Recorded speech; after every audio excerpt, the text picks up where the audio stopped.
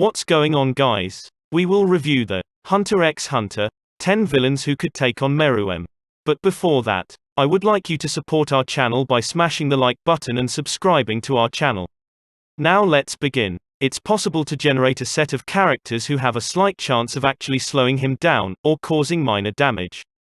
Meruem, the Chimera Ant King, is the single most powerful character to be introduced in Hunter x Hunter. There is the possibility that Adult Gon possesses enough aura to defeat him, though, at least, according to Neferpitou's fearful rambling. As of current, there is absolutely no possibility that anyone can defeat Meruem in a one-on-one fight. If that's the case, what's the point of ascertaining which villain has the capacity to take him on? However, assuming that all of them will inevitably be destroyed, it's possible to generate a set of characters who have a slight chance of actually slowing him down, or causing minor damage. Furthermore, some of them need to be placed in teams to handle the Ant King. Number 10. Illumi Zoldyck. His ability to create puppets to fight on his behalf would certainly come in handy.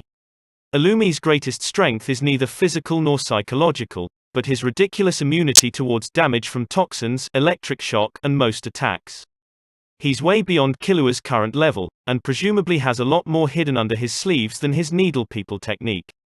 In any case, Illumi's ability to create puppets to fight on his behalf would certainly come in handy, if only to distract Meruem for a short duration. Number 9. Finks Magcub. He could theoretically survive long enough if he uses his Ripper cyclotron technique. Finks is known for his strength, durability, and velocity of movement, given that he's able to keep up with the likes of Killua. More importantly, his mastery over Ko, Ren, Hatsu, and Zetsu prove that he can be a rather dangerous combatant.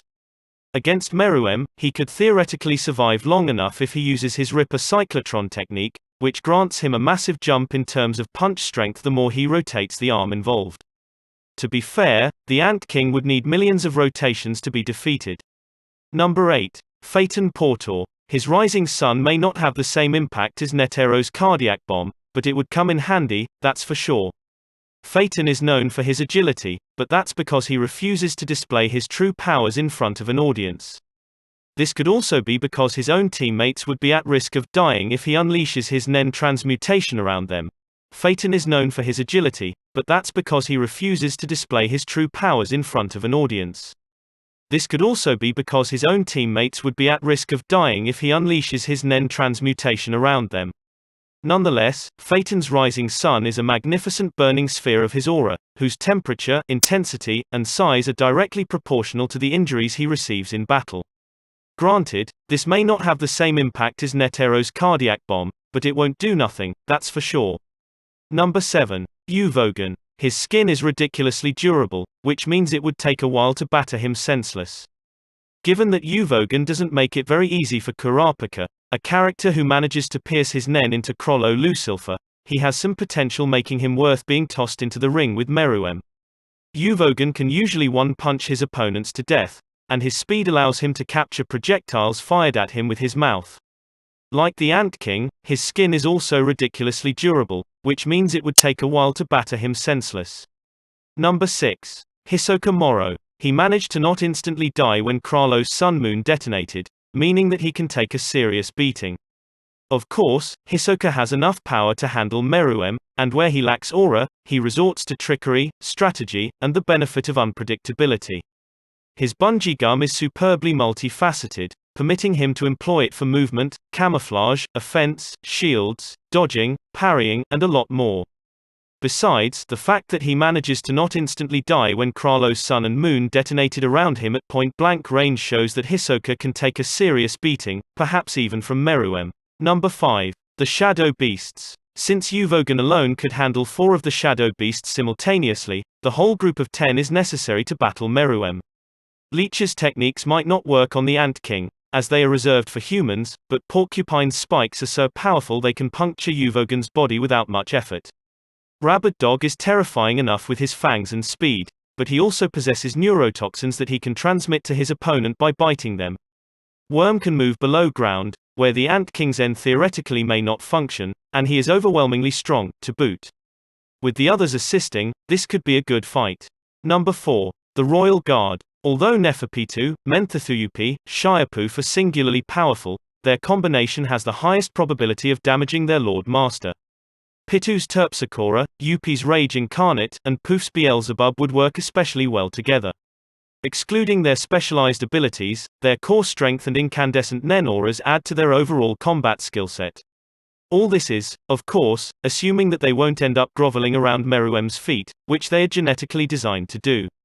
Number 3. Krollo Lusilfa. He certainly is durable, tenacious, but his real skills lie in his specialist Nen. Krollo Lusilfa, the head of the Phantom Troop, is certainly durable and tenacious, but his real skills lie in his specialist Nen. Using his skill Hunter, Bandit's Secret, he can literally rob another of their unique Nen techniques, as he has done on multiple occasions. Obviously this requires a number of conditions that must be met, but his newer, manga, ability, double face, bookmark theme, makes it easier for him. The problem is that nobody can really know what Meruem's Nen does, so can Krollo steal it at all? Number 2. Silver Zoldyck. His explosive orbs have the potential to destroy half the landscape he's fighting in. It's not clear where Silver falls on the morality scale, but his ominous statement about Killua implies he doesn't care about his son's hopes and dreams as much as the future of the Zoldyck family, and he might become an enemy in the near future, like his sons, Illumi and Kaluto. Silver Zoldyck's explosive orbs are pure force concentrated into two enormous balls of purple light, each of which has the potential to destroy half the landscape he's fighting in. More importantly, Zeno asks his son to finish him and Krollo off together, suggesting that his orbs have that much aura pulsating within them. Number 1. Nobunaga Hazama. His swordsmanship is unparalleled. Nobunaga's swordsmanship is unparalleled. For instance, his Iaidu technique lets him one-shot enemies who happen to step within a certain distance from his katana. Furthermore, his enhancer proficiency is such that it can scare Killua and Gon, and the former rarely shows signs of fear. Nobunaga is likely the least likely to defeat Meruem, but who can really tell in a series with such complex arrays of power? Besides, it's a traditional Japanese technique that keeps the Ant King at bay for a considerable duration. If you like the video, don't forget to like, comment and subscribe to our channel. See you on the next video. Thanks for watching.